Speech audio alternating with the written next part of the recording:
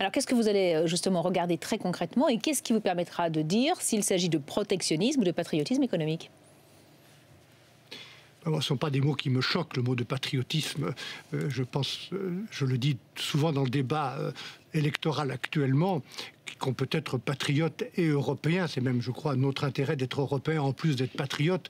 Et je pense que c'est à l'échelle du marché unique européen qu'il faut regarder l'avenir de ces groupes et ce que pourrait être, ce que devrait être une politique industrielle européenne avec nos partenaires français, allemands, italiens, espagnols, dans des secteurs stratégiques, dans des technologies clés qui, si on n'investit pas ensemble, vont nous échapper.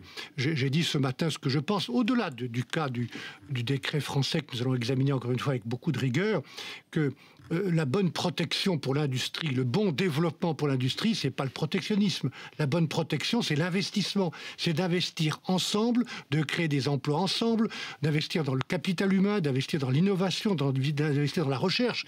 Et comme on n'a plus toujours les moyens de le faire tout seul, chacun chez soi, chacun pour soi, ça serait bien de le faire au niveau européen. Ça, c'est une politique industrielle européenne. Vous allez étudier ce décret, mais vous mettez d'ores et déjà en garde la France, alors que l'Allemagne a déjà des lois aussi qui permettent le contrôle des investissements directs étrangers, les États-Unis aussi d'ailleurs.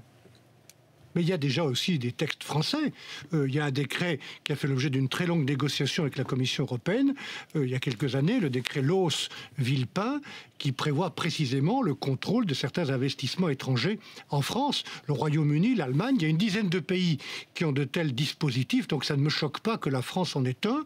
Tous ces dispositifs doivent être discutés ici pour être équitables, efficaces et justes et surtout respecter les termes des traités européens dont nous sommes responsables. Mais encore une fois, c'est une garantie pour les Français et pour les autres. Qu'est-ce que nous allons regarder dans ce texte?